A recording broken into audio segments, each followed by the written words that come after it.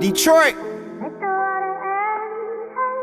I get a rush from catching bites. I love when I die. Pull up, broad day, make his mama cry. Me and Doja took his life. Fucking me, had to pay the price. Still in my hood, bitch, I feel like bones. Pop a perk, I'm in my zone. Barney up.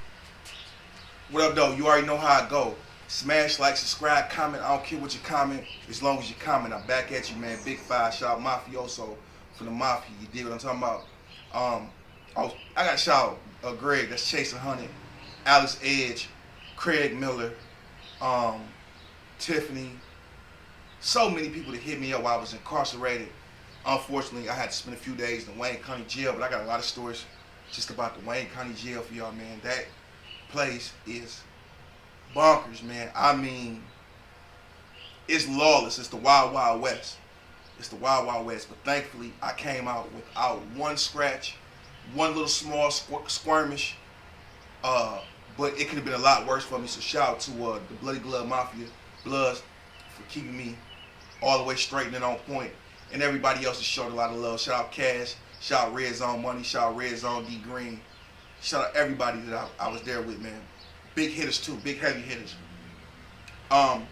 Let's get into this, man. Let's get into this video. I want to talk about one of the Moorish brothers that I was incarcerated with in the Wayne County Jail. So we on the Blood Pod. So it's about 20 men on this rock. It's about 10 or 12 rooms. So it's about 20, 24 men on this small little rock. And out of 24 men, I would say maybe 15 of them were Bloods.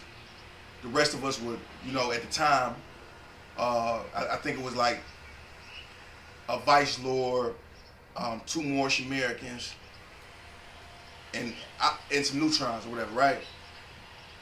So it's blood rule. The majority rules.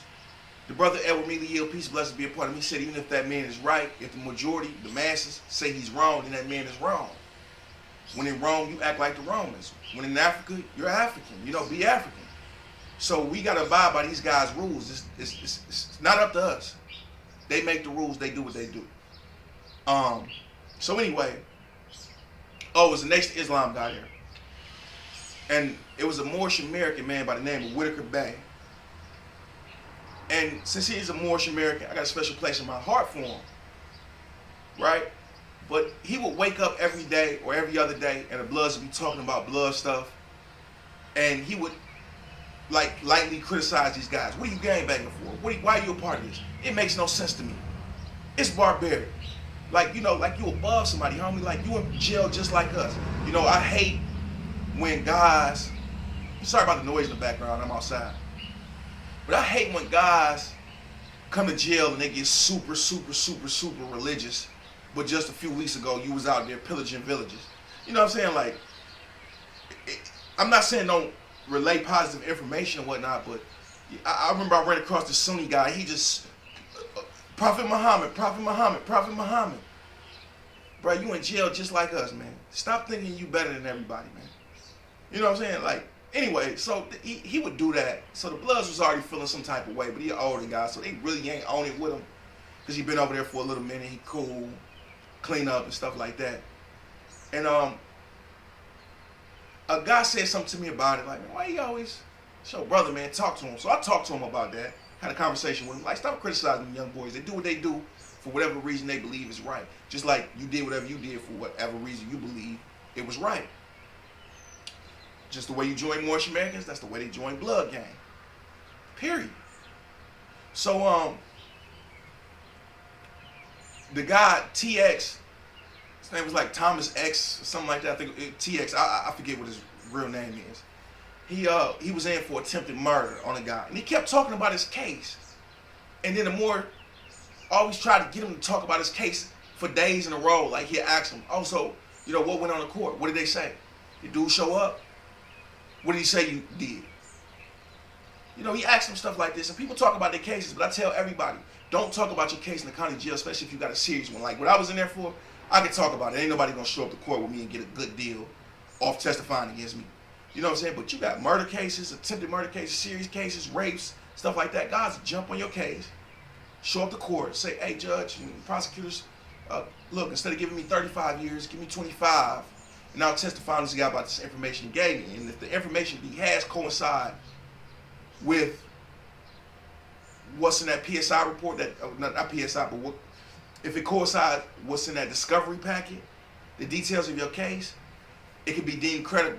Juries are easy to convince. That's why people pick bench trials, because the judge got to follow the law, no matter how biased they may want to be. And it's easier ground for appeals with a bench trial. Juries are different. But anyway, he asked them questions about his case every day, and he just asked him more and more and more detail. I tell TX, stop talking about your case to everybody, bro. Stop. Blood pulled me in the room. He said, man, I was just noticing that same thing. He asked me about my case and offering to help me with this, and I'm not even in here for nothing serious. And he asking all the other bros this, man, this is getting weird, bro. So I go talk to him about it. I'm like, more like, why you keep asking guys about their case all the time, man, and wanting details like that? It just look weird. Oh man, come on, man, I'm just curious, you know, so on and so forth. Strike number 2.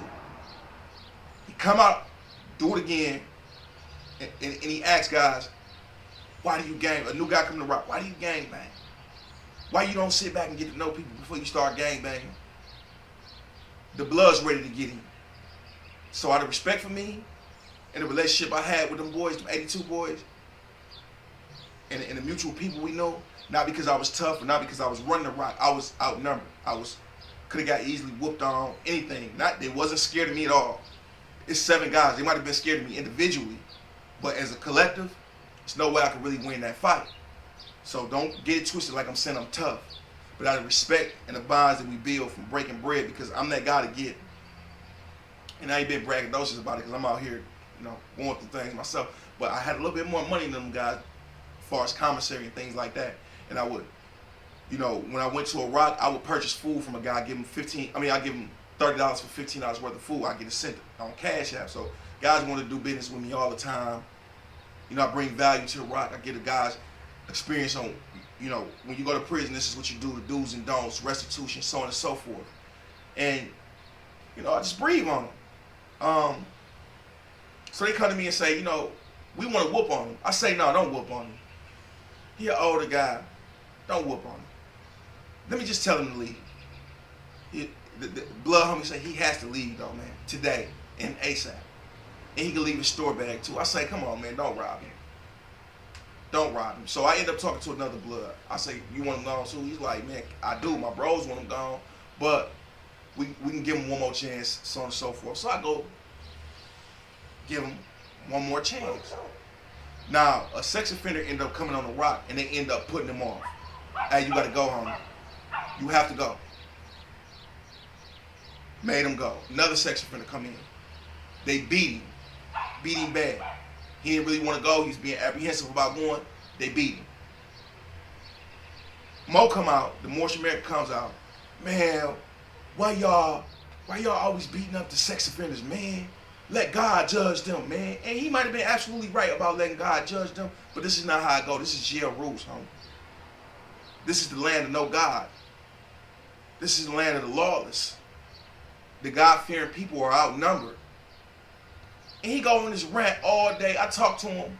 I say, look, bro, and it was in front of people. I say, look, man, why you defending sex offenders, bro? Like, chill out, bro. Like, he in here for touching little kids, so on and so forth. Like, what you mad about? They beat him up, routed him, got him on going about his business. He knew not to come in general population. So one of the blood homies say, hey, what you in here for? Man, don't worry about all that. People know what I'm in here for. I catch bodies. 2, 3 of them walk in this room, tear his room up, grab his paperwork from under the bed. He in there for like 6, 7 counts of CSC. No wonder you defending these sex offenders like that. Me being a Moorish American, and I know guys will be mad at me for leaving them on stuck like that. I say, hey, look, let me holler at you real quick. 82, hey, I'm going to just tell them to leave. I'm going to tell them to leave, bro. They say, look, you can leave some of the store bag too. I say, again, I say, okay, how about he leave half of it or whatever? Or a couple dollars. All right. I go to him. I say, look, bro, you're going to have to leave the rock. Them boys going to eat your food. You feel me? They gonna not eat your food like that. They gonna eat your food like they gonna beat you in this joint. So you can just leave. Now, leave a couple dollars for him and just leave. He did it and he left. But you see how when you do certain things, you can put yourself on blast. When you're trying to hide something, you put yourself on blast. You make people suspicious of you. It's the county jail for you, man. I hope y'all enjoyed the story. 5.